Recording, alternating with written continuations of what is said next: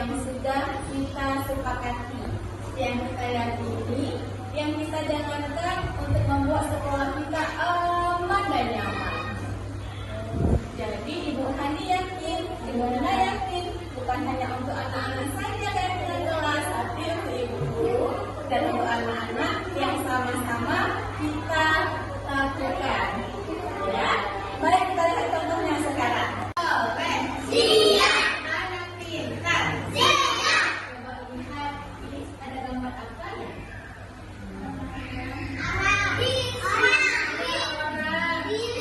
Disiplin. Oh, mantap sekali. Disiplin diri. Contohnya apa saja ya?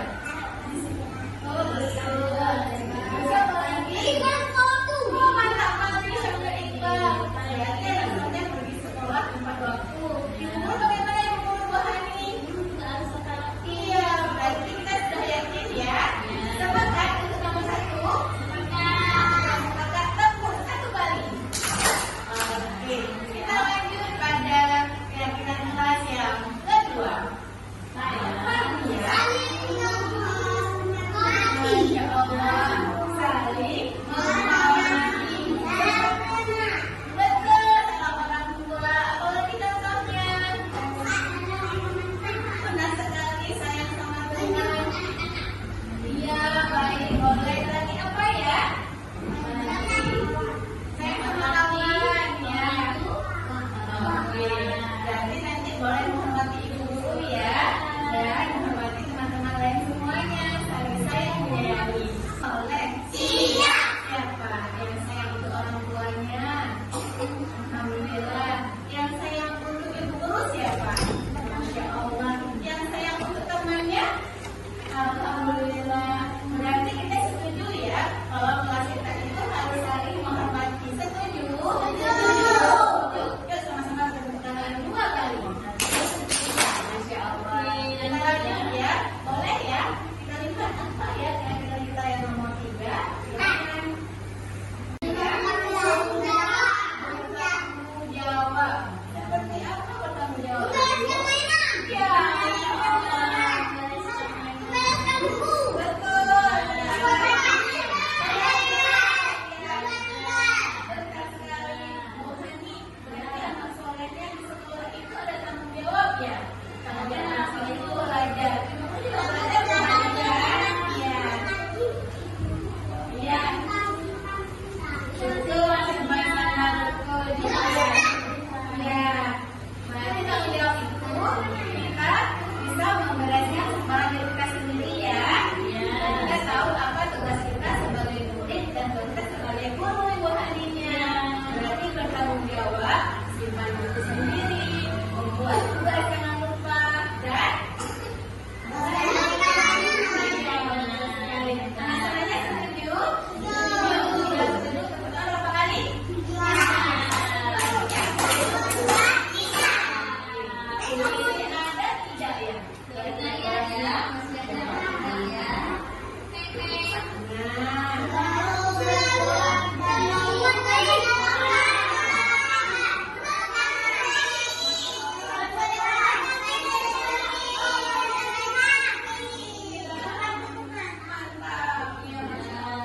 ada tidak ya?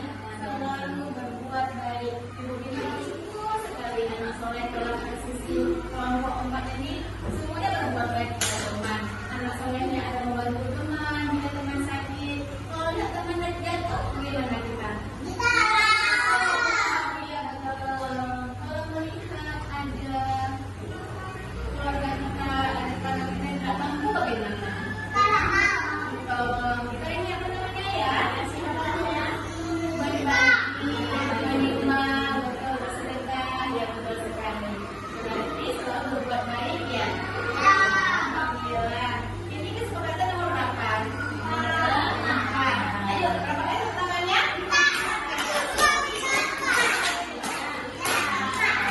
Mantap.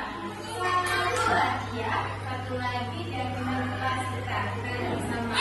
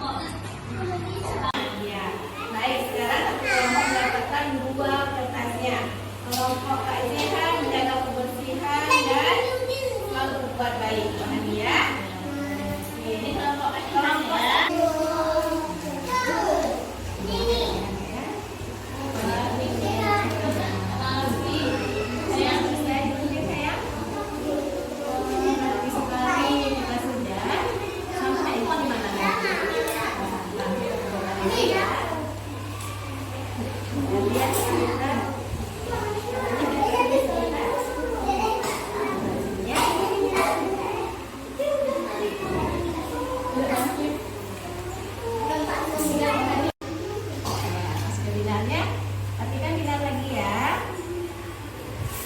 Sampahnya simpan di mana ya?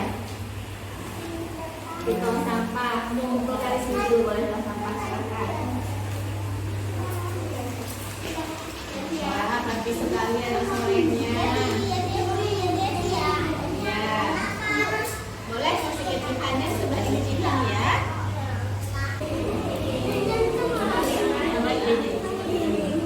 Ya, sini. Kan saya di dalamnya. Cuma lihat Bu Dina nih. Nah, di sini satu. Sini satu ya. Sini juga begini ya. Tadi sama nempel.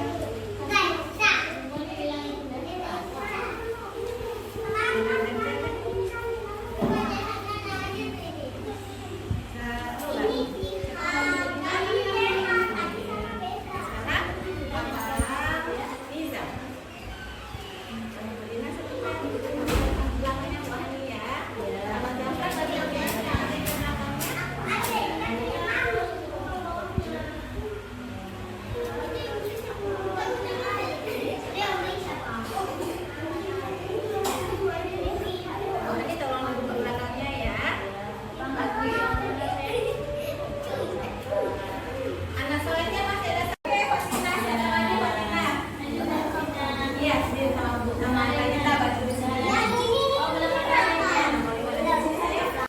Bagaimana cara menempelnya?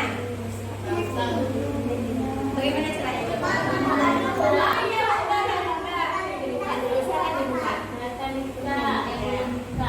Anak soleh yang mau dibuka silahkan dibuka ya tempelannya. Iya. Sama Minar, kerja sama ya. Nafla, Minar sama kerja sama.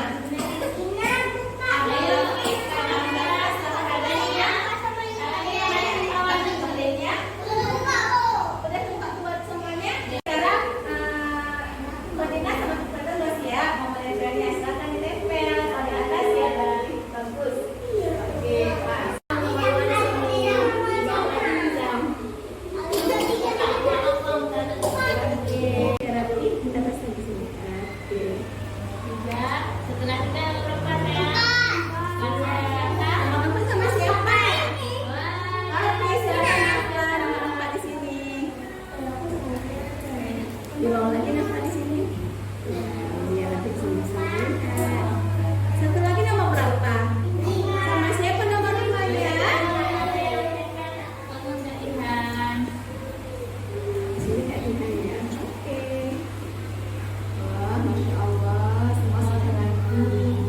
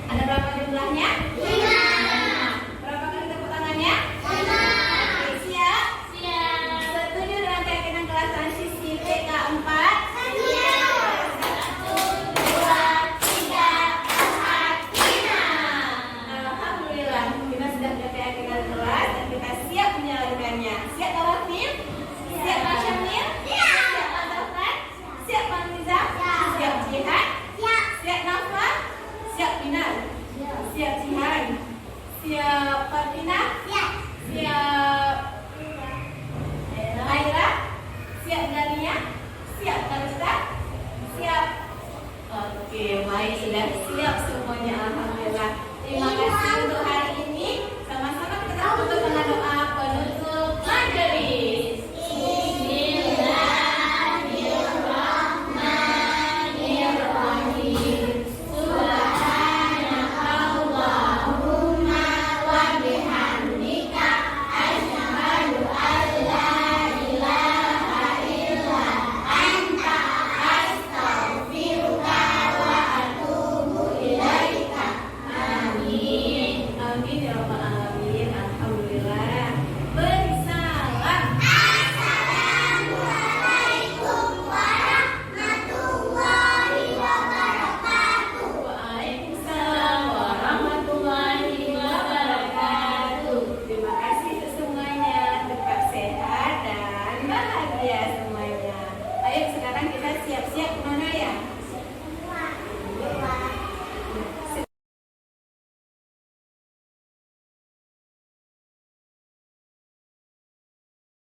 Praktik segitiga restitusi. Kak, hari Sabtu kemarin kita tidak ikut lagi pentas seni anak ya?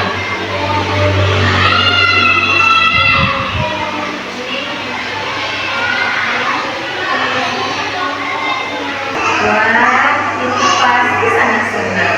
Ibu Tina juga sangat senang diajak jalan-jalan bersama ayah.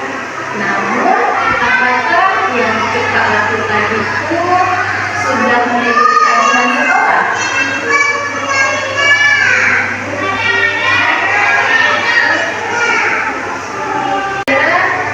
Apa yang bisa kita lakukan agar kita bisa menerapkan keyakinan yang sudah kita sepakati?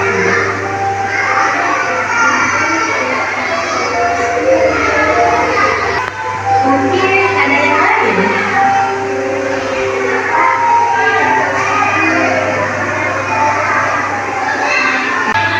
Nah, berarti kita sudah paham kita harus tertib mengikuti aturan sekolah.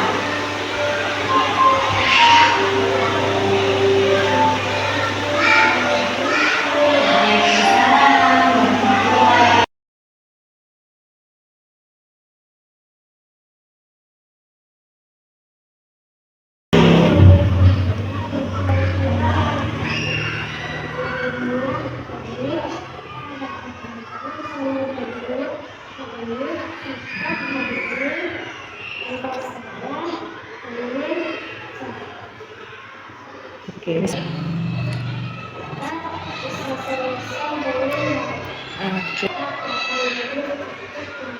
Oke. Oke. Oke.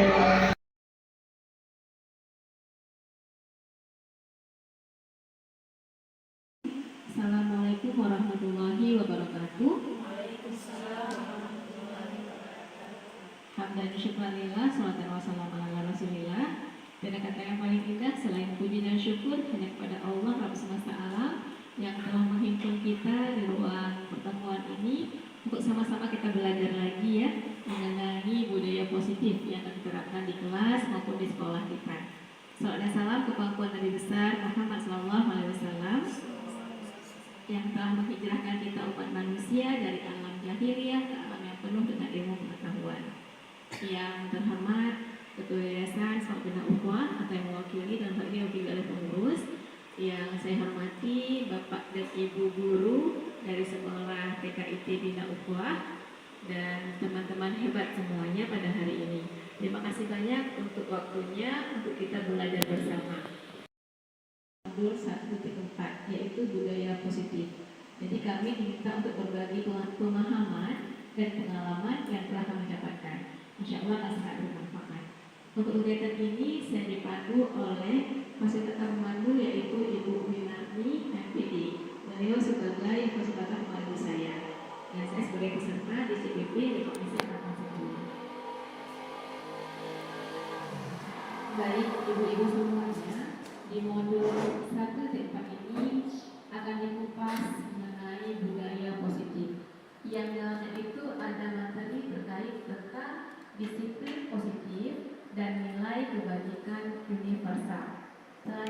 akan ada kita melihat sedikit tentang teori motivasi, hukuman, penghargaan, dan restitusi.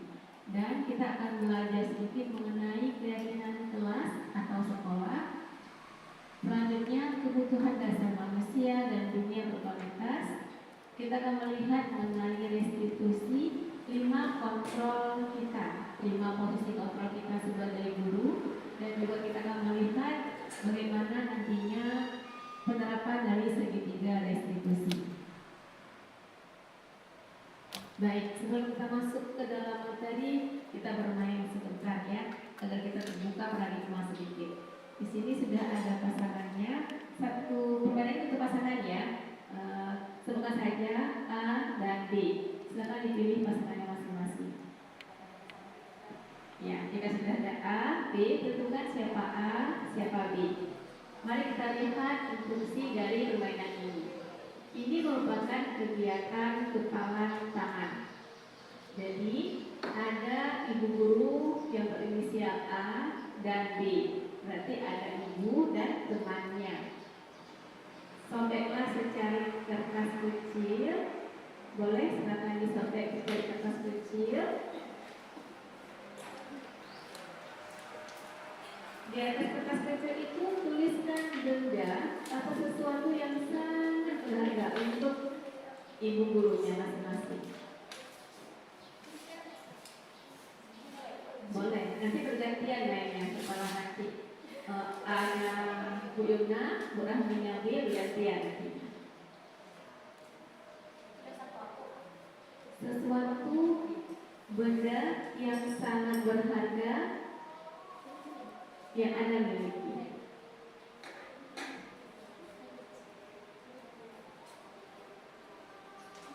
Boleh ya kita ambil satu putaran saja ya. Baik, silakan.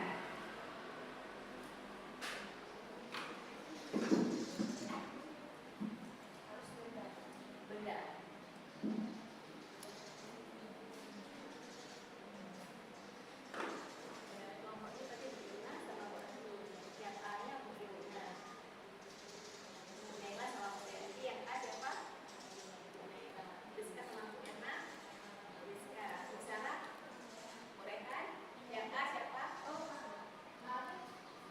Iya. Yang akan merupakan benda itu siapa? Yang lupa mereka. Jadi semua bahasa siapa ya kan? Molly. Nah. Sudah akan tuliskan semuanya? Sudah. Di kertas? Yang itu. Baik, jika sudah ditulis, letakkan secari kertas itu. Yang kita bayangkan adalah benda berharga di tangan kanan, lalu kepalkan. Nah, sekarang tugas teman B adalah akan mencoba sekuat tenaga. Boleh dengan merayunya dengan cara apapun ya, agar kepalan tangan A itu bisa terbuka. Ayo, siap? Baik, kita mulai. Silakan.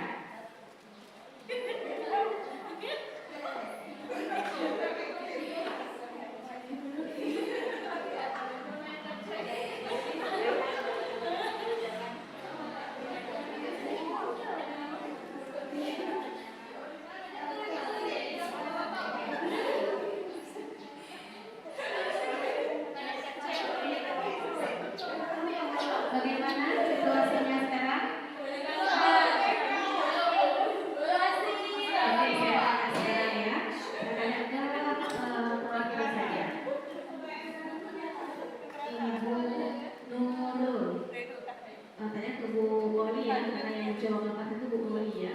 Apa yang terjadi Bu Moli? Bu Nurul nggak mau lepaskan tangannya. Bagaimana kapal lainnya? Lepaskan tangannya? Ya, Bu Nurul kenapa nggak mau lepaskan tangannya? Karena kalau lepaskan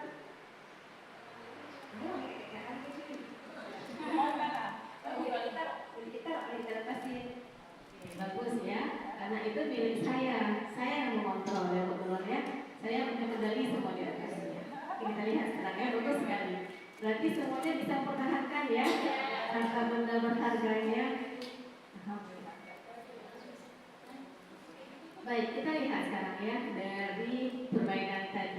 Perubahan paradigma stimulus respon. Ada yang stimulus respon, ada yang dengan teori kontrolnya atau pilihan. Kita lihat siapa sesungguhnya yang memiliki kontrol itu. Kita lihat di bagian stimulus responnya. Kita mencoba mengubah orang agar berpandangan sama dengan kita. Itu yang stimulus respon. Kita seperti itu begini ya. Tapi kalau teori kontrol mengatakan bahwa kita berusaha memahami pandangan orang lebih tentang dunia. Seperti itu. Orang lain bisa mengontrol saya, itu stimulus respon. Tapi kalau teori pilihan seperti tadi ya, Anda tidak bisa mengontrol orang lain, hanya Anda yang bisa mengontrol diri Anda sendiri. Berarti dalam hal ini kita mengambilnya lebih bagusnya di teori kontrol. Kalau di stimulus respon, kalau kita ada sesuatu pasti ada yang menang, ada yang kalah. Tapi kalau teori kontrol sama-sama menang, win-win solution. Ada sama-sama menang, sama-sama diuntungkan, tidak ada yang dirugikan. Ini adalah konsep dasar dari paradigma berpikir untuk simulasi perubahan kita. Selanjutnya kita lihat di pengertian pertama ya. Kita akan melihat mengenai disiplin, terutama disiplin positif. Sebelum kita masuk disiplin positif, adakah yang ingin mencurahkan pendapat? Saat dikatakan disiplin, apa yang terbayang di benak ibu-ibu tentang disiplin itu? Ada yang mau berpendapat? Silakan. Aturan, oke. Betul? Ada lain? Terbit, ya? Iya, asik.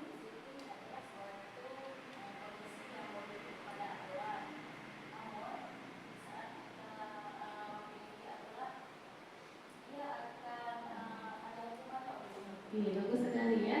Tadi pendapat dari Bu Molly, Bu Nurul, Bu Asi bahwa disiplin itu identik dengan aturan, tertib, dan ada hukumannya. Oke, baik. Coba kita lihat secara dasarnya ya. Dari bahasa Latin sendiri, disiplin itu berasal dari kata disciplina, yang artinya belajar. Yang konotasinya itu adalah dari disiplin diri dari murid-murid Sokrates dan Plato. Ini turunannya. Disiplin diri membuat orang menggali potensi menuju sebuah tujuan, apa yang dia hargai. Namun dalam budaya kita, makna kata disiplin telah berubah menjadi sesuatu yang membuat seseorang pada orang lain untuk mendapatkan kepatuhan. Paksa ya, harus ya kepatuhan. Kecenderungan umum adalah menghubungkan kata disiplin dengan ketidaknyamanan. Benar? Tidak nyaman ya, dalam disiplin ada aturan, tertib, hukuman, pasti tidak nyaman. Nah, bukan dengan apa yang kita hargai. Kalau kita disiplin karena kita sadar diri bahwa itu aturan, bahwa itu dengan kelas, beda. Kita menghargainya. Atau pencapaian suatu tujuan mulia. Seperti kita nih, anak murid kita sudah membuat keyakinan bahwa datang tepat waktu itu memang sudah menjadi komitmen kita. Nah, kita akan menghargainya. Lebih berharga dan lebih mulia. Itu ya, bukan tentang aturan. Kita jangan itu tentang aturan. Baik, disiplin positif sendiri kita lihat pengertiannya adalah pendekatan disiplin yang mengajarkan tanggung jawab kepada anak. Disiplin positif akan menghadirkan tanggung jawab dalam diri anak sendiri. Dia akan sadar berdasarkan nilai-nilai kebajikan universal. Tidak terlihat apa ya dari nilai kebajikannya. Dan disiplin positif ini berfokus pada disiplin internal yang memungkinkan siswa mengontrol tindakan mereka sendiri dari dalam diri siswa sendiri. Dengan disiplin diri, siswa dapat memahami dan menjalani tindakan mereka berdasarkan motivasi internal. Jadi dengan anak-anak kita sadar bahwa itu disiplin dari dalam diri dia, maka dia akan menjalani dengan sesungguh-sungguhnya. Dia akan dengan motivasi dalam dirinya sendiri. Seperti itu. Bukan karena ujian, imbalan, atau hukuman. Itu masuk ke dalam motivasi ekstrinsiknya, motivasi di luar dari dalam diri dia. Nanti disiplin positif itu disiplin yang terbangun dari kesadaran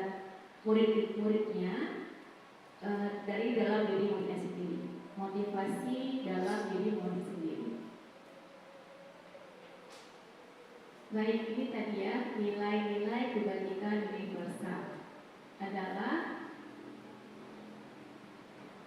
nilai-nilai yang diyakini seseorang untuk motivasi intrinsiknya akan terbangun. Ini menurut pendapat Diana Gosen 1998. Nilai-nilai kebajikan itu sendiri, jika dilihat di bawah nih, ada beriman, bertakwa kepada Tuhan Yang Maha Esa, berakhlak mulia, mandiri, bernalar kritis, berkepentingan global, bergotong royong, kreatif. Itu masuk dalam nilai-nilai apa ya? Oke, benar. Jadi masuk dalam profil pelajar Pancasila.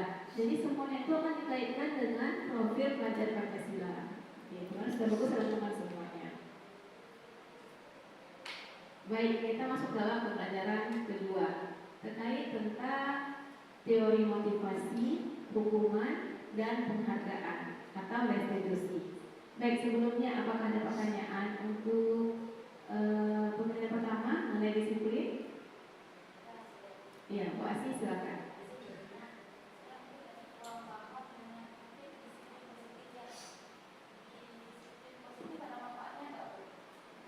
Ya, baik, terima kasih, bagus sekali pertanyaannya. Sebelum saya menanggapi, adakah yang mau menanggapi dari kawan-kawan setelah mendengarkan informasi tadi mengenai disiplin positif? Ada tidak manfaat disiplin positif untuk anak sendiri?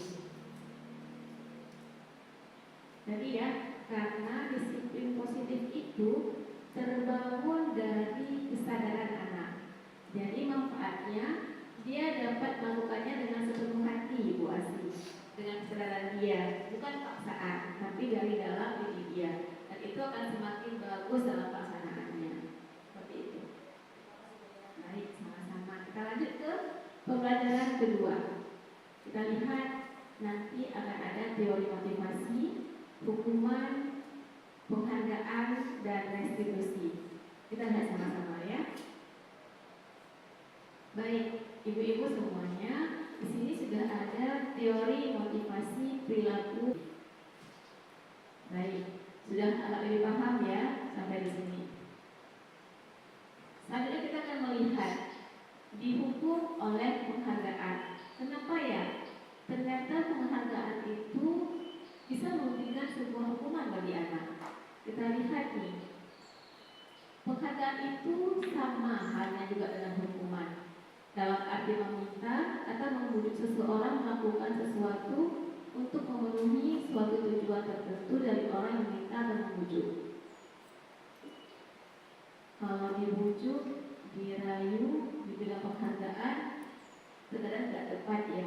Jadi itu menjadi hukuman bagi anak kita. Dorongannya eksternal akan ada faktor ketergantungan. Jadi anak itu akan mau menulis kalau dipuji oleh guru. Kita melihat ya, kalau kita bahasa aja harus ketik, kalau ketik seperti itu ya. Jadi harus selalu dirayu-rayu, dipuji-puji, sehingga dia sudah mentok. Kalau emang nggak dipuji, nggak mau nulis, ya nggak mau buat seperti itu. Kita gantikan hal itu ya. Baik, ini ada beberapa dampak dari pemberian penghargaan menurut Alfie Horn tahun 1963. Yang pertama, penghargaan itu akan pengaruh pada jangka pendek dan jangka panjang. Benar ya? Jangka pendeknya tadi ya, kalau nggak dipuji dia nggak akan buat. Jangka panjangnya, anak kita itu nggak selalu bersama kita. Jadi masih TK. Nanti pas ada SD, kan guru baru ya, dia ada kelas baru lagi. Kasihan mereka. Dan sekarang mungkin kita yang sebelum tahu ilmu ini, yuk sama-sama kita implementasikan pelan-pelan ya ilmu ini, karena bermanfaat kita nanti. Selanjutnya penghargaan mendukung. Penghargaan akan mengurangi ketepatan. Terkadang kalau kita memberikan penghargaan itu tidak tepat ya dengan kondisi anak kita. Sebenarnya nggak butuh penghargaan. Tidak ada penghargaannya. Dan penghargaan tidak akan efektif juga kalau memang dia tidak sesuai dengan apa keinginan kita. Ada juga anak-anak yang sudah kita hargai, kita puji, tapi sama juga ya tidak berubah. Nah itu belum tepat di situ. Dan satu lagi, penghargaan akan merusak hubungan. Bagaimana ya ini kasusnya? Contohnya, di dalam sebuah kelas itu ada 15 anak misalnya. kita melakukan penghargaan untuk satu pribadi anak. Bagaimana tanggapan psikologis anak lainnya? Dia marah, cemburu ya, nah itu akan merusak hubungan, sehingga nanti dia bersama kawannya tidak terima lagi lingkungan dia, seperti itu. Ya, baik, selanjutnya dihukum oleh penghargaan. Tadi ya, hubungan tadi, penghargaan juga kandungan kualitas, mematikan kreativitas, karena sering dihargai dan susah untuk berkembang kreativitasnya. Penghargaan mengurangi motivasi intrinsik. Jadi anak-anak itu hanya mau berbuat karena ada pujian, bukan lagi motivasi intrinsik dia terbangun. Seperti itu. Baik, ibu-ibu, kita lihat ada beberapa bentuk program kebajikan yang kita kenal dengan apresiasi atau pujian atau pengakuan. Jadi dalam memberikan apresiasi itu kita perlu mengingat beberapa hal. Yang pertama, berilah pengakuan secara khusus. Contohnya, jika anak-anak kita lomba nih mewakili sekolah, kita berikan khusus ke dia, tidak di depan umum, ya, khusus ke anak itu, sama seperti pribadi juga. Selanjutnya, berikan pengakuan kepada semua murid bergantian. Jika mau dipuji dalam kelas, maka semua murid harus dapat pujian secara bergantian. Dan kalau memberi pujian harus konsisten. Misalnya berikan pujian di sholat duhanya nih, semua di sholat duha, berikan pujian sholat duhanya, seperti itu. Tidak hari ini ada pujian, besok sudah dimarahin lagi di sholat duhanya, seperti itu. Harus konsistennya terbangun nanti motivasi dia. Dan sekali lagi fokus pada prosesnya, bukan pada hasilnya. Saya gini, anak kita kan sedang belajar nih bersolat duha. Wah, terima kasih Amoya sudah mau sholat duha dengan tertib, baca doa yang baik. Proses anak kita yang dipuji. Kalau memang melihat hasil karyanya, kita juga jangan lupa hargai prosesnya. Sudah bagus tampilannya, sudah masuk dalam semuanya, cantik warnanya, sudah buat bagus, seperti itu. Jadi kita lihat contoh ya, dalam kita memberikan pengakuan atau apresiasi kebajikan. Ada kalimat pembukanya jangan lupa, ada isi nilai kebajikannya, ada situasinya. Kalau kita sudah sering mendengar kalau puji itu ada perilakunya ya. Contohnya yang kita sering dapatkan sebelumnya, wah abang hebat ya, hari ini sudah datang tepat waktu. Sudah bagus, namun saya akan lagi dikontekskan lagi. Contohnya, kemarin ibu perhatikan rasa empatimu besar sekali. Kita sambil sama kawan ya, misalnya pada saat menolong murid baru di kelas kita. Bagus ya bahasanya ya.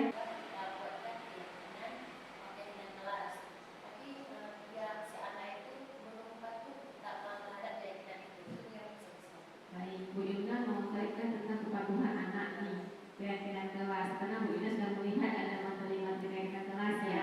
Baik Bu Yuna, sabar sebentar ya, akan kita lihat sama-sama nanti bagaimana keyakinan kelas ini.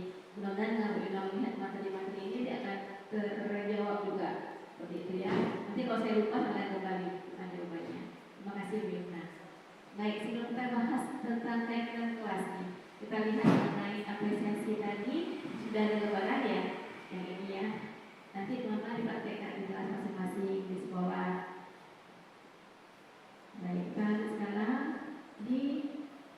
kita lihat sekarang ya. Ada tindakan guru. Jadi secara umumnya ya, bukan di TK saja. Contohnya, mencatat 100 kali di dalam buku kalimat, saya tidak akan terlambat lagi karena terlambat ke sekolah. Jadi muridnya diminta untuk mencatat 100 kali dalam buku dengan kalimat saya tidak akan terlambat lagi sebanyak 100 kali. Itu merupakan hukuman atau konsekuensi?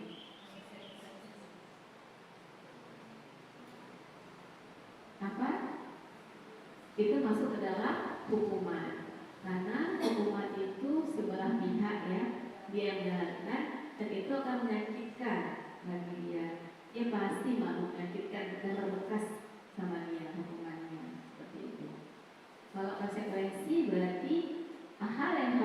mengerjakan atas aturan yang telah kita yakini bersama. Itu konsekuensi. Lanjut lagi. Yang kedua, coba kita lihat. Lari mengelilingi lapangan basket 2 kali karena terlambat hadir ke sekolah. Itu masuk ke dalam mana? Ke dalam hukuman. Tetap dalam hukuman. Disuruh lari dan main fisiknya, dia malu sama kawan lainnya tidak terlihat. Itu masuk dalam hukuman yang membuat dia itu membekas dalam hati dia. Dan dia itu akan sadar saat itu saja. Kedepannya dia akan berulang lagi. Walaupun ada sesekali tujuan itu efek jerah ya, tapi itu tidak bagus bagi sebuah anak. Kalau yang ini dasar pendidikan luhur. Nah, coba kita bandingkan nih dengan konsekuensi. Boleh dibacakan? Ibu Nurul silakan. Sesuatu harus terjadi. Membuat anak berhadapan dan menjawab berbeda. Berarti kalau tadi hukuman itu sesuatu yang diinginkan harus terjadi. Kalau konsekuensi memang sesuatu harus terjadi karena ada keyakinan tadi ya. Memang berarti ini keyakinannya, jika ini jalannya seperti ini. Namun jika tidak berjalan maka seperti konsekuensinya. Seperti itu. Misalnya anak-anak datang ke sekolah itu tepat waktu, dia bisa senang. Konsekuensinya kalau dia telat, dia nggak akan senang lagi. Seperti itu. Yang kedua menurut Tidak menghargai disiplin, stimulus tanggapan. oke, stop dulu ya.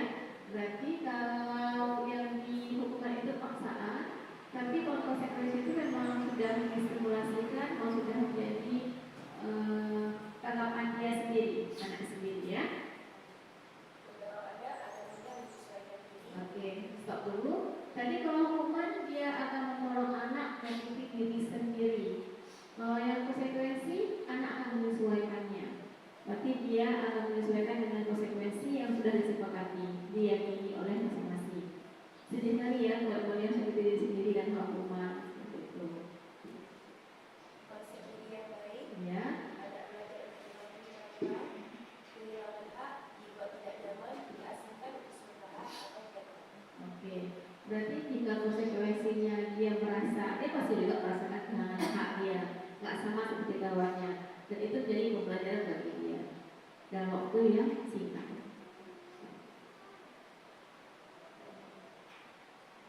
Baik, sekarang kita lihat mengenai restitusi. Ini cara-cara, langkah-langkah untuk kita menangani kasus-kasus yang ada pada anak kita, yang mereka tidak ikuti, tidak patuh dengan keyakinan kelas. Seperti yang Bu Ila tanyakan tadi ya. Oke, sebenarnya kita lihat dulu.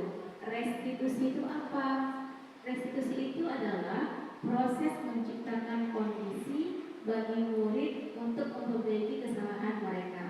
Jadi, jika ada murid yang datang terlambat, kita akan membuat kondisi, menciptakan kondisi untuk murid itu sehingga dia bisa memperbaiki kesalahannya.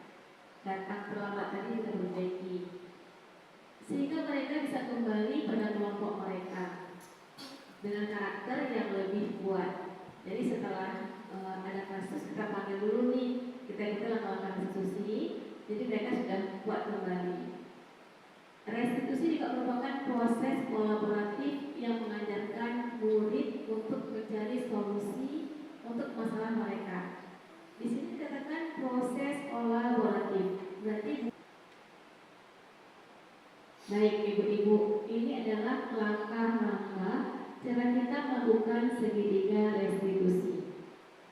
Ada 3 tahapannya. Yang pertama, di bawah kali ini kita menstabilkan identitas. Contoh-contoh kalimatnya jika kita salah, misalkan seperti ini. Ibu tahu setiap orang pasti pernah melakukan kesalahan. Nah, jadi kan dia sadar dia salah. Tapi penuh juga paham ke anaknya. Yuk stabilkan dulu emosinya, stabilkan dulu identitasnya. Itu tadi bahasanya ya. Kayaknya kalau seperti itu lega rasanya ya. Coba bayangkan kalau guru BK di sekolah seperti itu adanya gitu ya. Atau ada bahasa lain. Ibu tahu kamu bukan satu-satunya yang pernah melakukan ini. Ibu juga pernah melakukan ini seperti itu.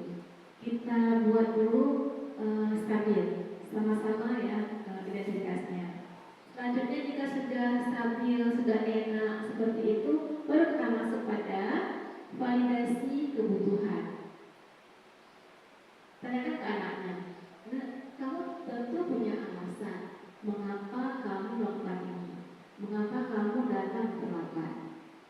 Atau bahasa lainnya, adakah cara yang lebih efektif untuk mendapatkan, untuk membuat kamu datang tepat waktu, seperti itu. Kita validasi ya, kita cari solusi dari masalah dia. Selanjutnya, setelah dia bisa tahu akan validasi kebutuhan dia, baru nanti kita akan menanyakan keyakinan dia. Kita hubungkan dengan keyakinan yang sudah disepakati. Contohnya, Abang, nilai-nilai apa yang telah kita sepakati? Abang masih ingat? Dia sebutkan. Atau sampaikan, Abang ingin jadi orang seperti apa, nak? Seperti itu. Kita mulai main seperti itu ya, main feeling, main perasaan, juga termasuk dalam segitiga restitusinya. Baik, ini tadi ya penjelasannya. Berarti tujuan dari menstabilkan identitas itu adalah untuk membuat anak yang merasa gagal.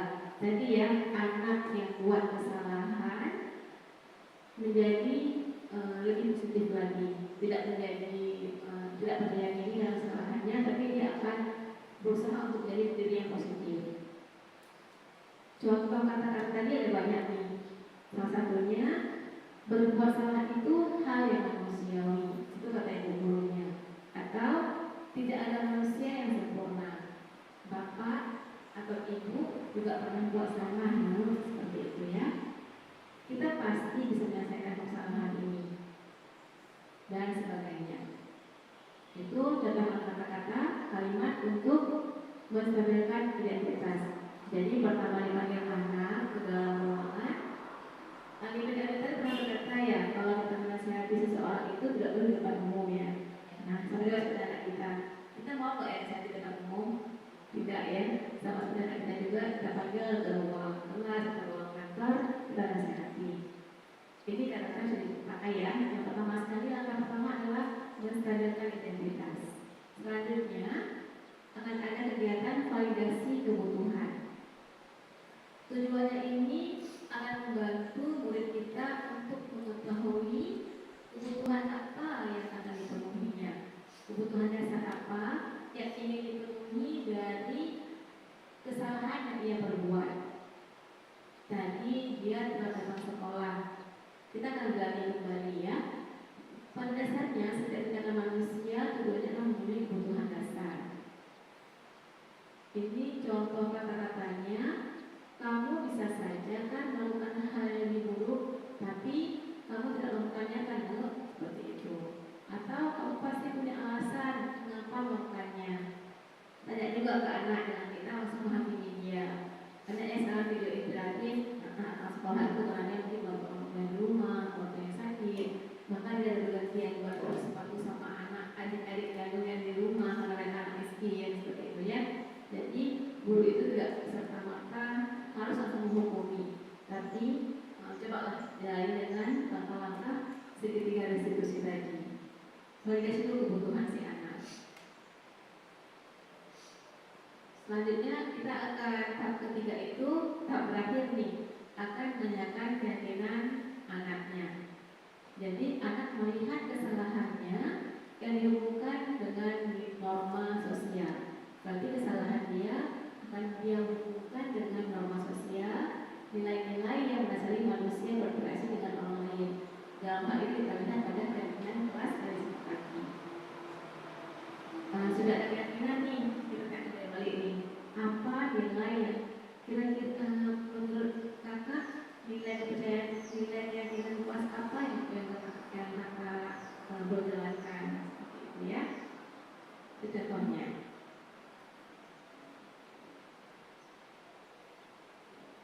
Baik, ini rangkuman dari keseluruhan untuk restitusi. Ada 9 ciri-ciri dari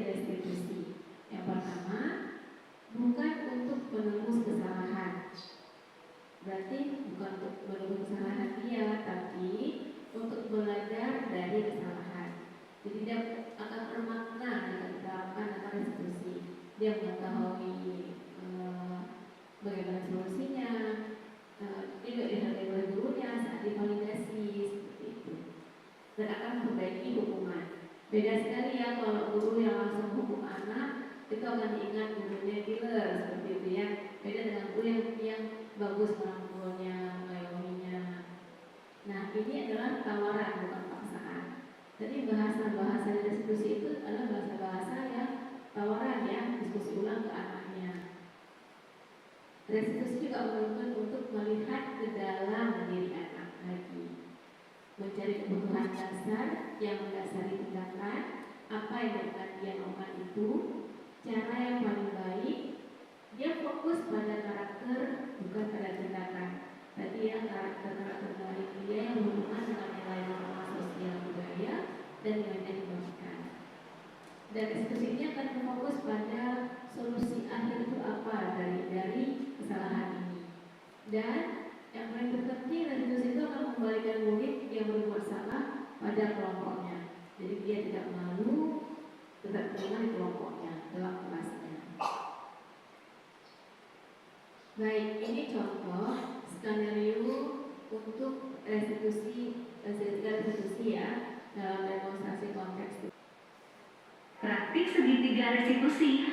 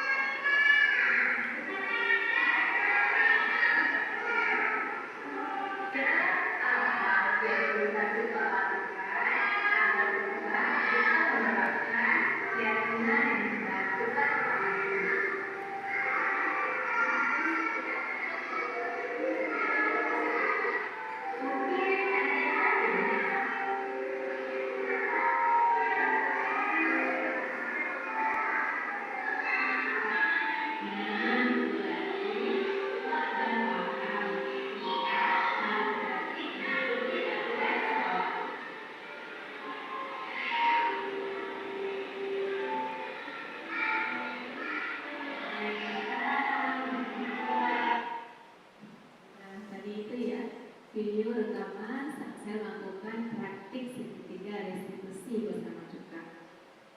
Jika dilihat bagaimana perasaan Cuka terakhir saat proses restitusi, senang ya, merasa puas, dan dia tidak dihakimi juga oleh ibu-ibunya seperti itu ya, karena ibu tidak memahami dia, tapi dia juga harus tahu apa konsekuensinya seperti itu, sadar diri dalam dirinya. Bagus juga videonya karena ada misalnya lagi latihan pentas di luar. Dipikir masuk suara dan latarnya masuk suara di luar latihan.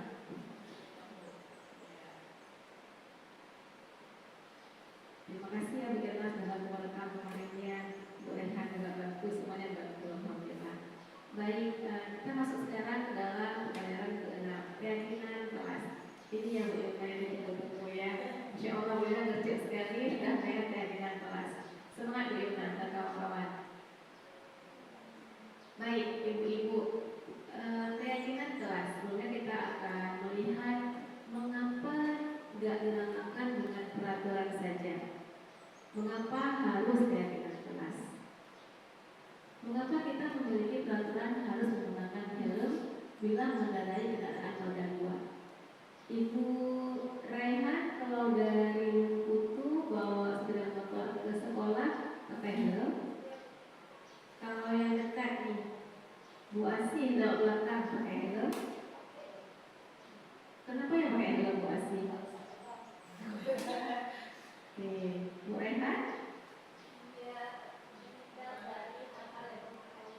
Iya. Oke, berarti Bu Rehan sama Bu Asih sudah yakini ya bahwa ini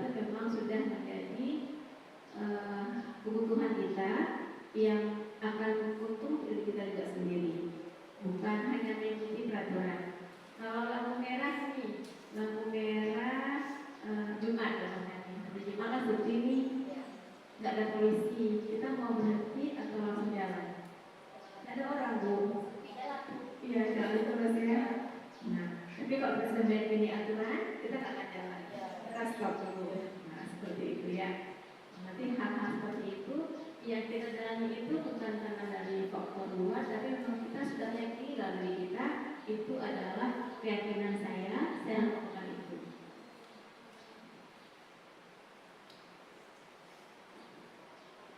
Ini lain dan beda lagi hal-hal lainnya ya yang merupakan keyakinan. Jadi Bapak dan Ibu-ibu semuanya, untuk mendukung motivasi intrinsik, kita kembali melihat pada nilai-nilai keyakinan yang menggerakkan seseorang. Jadi nilai-nilai yang kita yakini yaitu akan memperkuat kita, menggerakkan kita, dibandingkan kita harus ikuti serangkaian peraturan-peraturan. Karena peraturan-peraturan itu hanya akan jalan kalau memang itu jika diawasi. Ya, beda dengan keyakinan kita kalau dengan itu walaupun tidak diawasi. Tapi ada seperti Allah selalu mengawasi kita. Ya. Baik, ini berhubungan erat dengan budaya positif.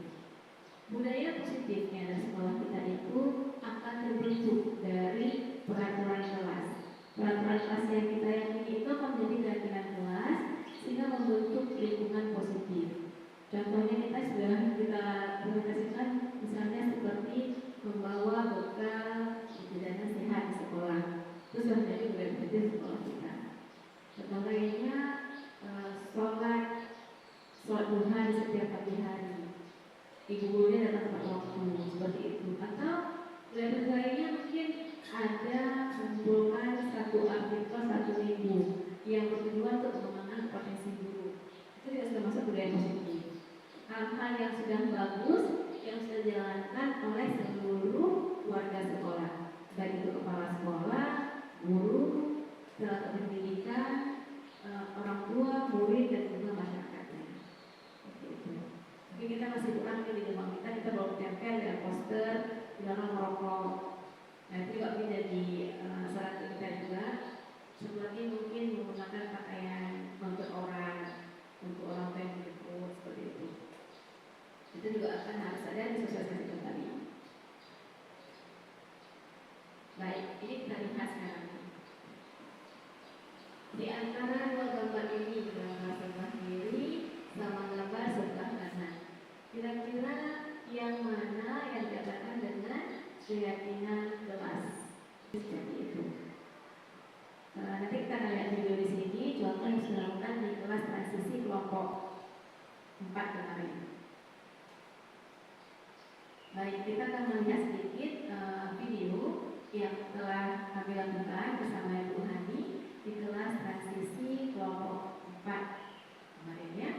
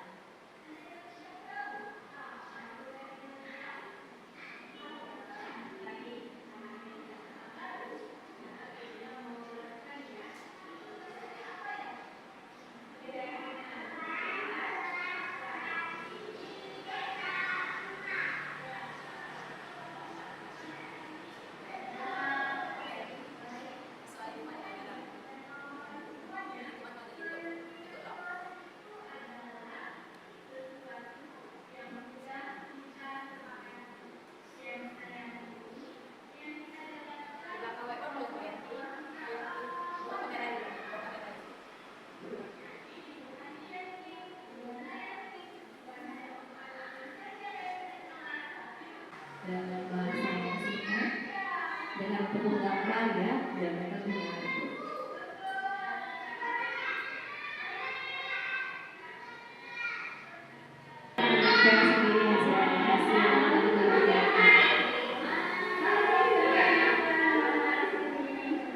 Dengan kita melibatkan mereka lebih yakin, lebih semangat ya.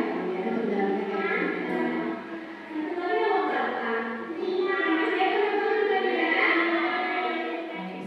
semuanya kita ulangi lagi dari kelasnya agar mereka lebih paham dan lebih tahu apa kaidah yang akan mereka jalankan. Dan terakhir ini adalah refleksi kegiatan kita pada hari ini. Baik, ibu-ibu semuanya, sebelum kita refleksi, saya mau menjawab pertanyaan dari Ibu Yumna. Mohon izin Ibu Yumna, pertanyaan seperti ini apakah benar jika ada anak di kelas itu yang sudah kita berikan dengan kelas tapi dia belum patuh, bagaimana solusinya? Baik, apakah ibu-ibu lain merasakannya juga? Ada ya anak-anak istimewa di kelas kita gitu ya, yang paling terpenting sabar dari ibu gurunya, Masya Allah. Jadi Bu Yumna dan kawan-kawan, jika masih ada anak yang belum patuh, yang belum bisa meyakini kehadiran kelas ya tadi ya, maka kita memang harus mengulang kembali restitusi segitiga tadi. Jadi segitiga restitusi itu kita ulang lagi langkahnya. Kita misalkan tadi contohnya, hal baru apa yang mengubah paradigma ibu-ibu dari hasil ini yang ibu dapatkan? Ada yang mau refleksikan? Oh iya, baik, silakan Bu Asma.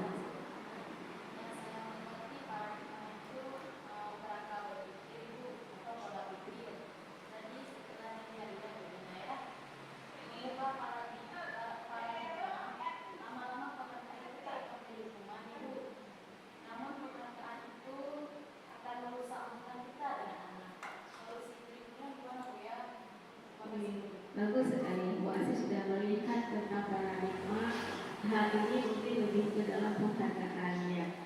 Jadi kalau kita memberikan penghargaan ke anak itu akan merusak hubungan kita bersama anak.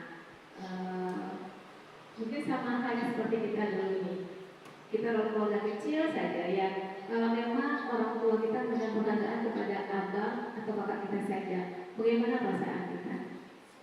Sedih. Kita merasa tidak dihargai oleh orang tua, sehingga hubungan kita sama kakak nggak bagus lagi hubungannya, sudah ada pembatas di antara kita, sehingga kita pun nggak dekat sama orang tua kita.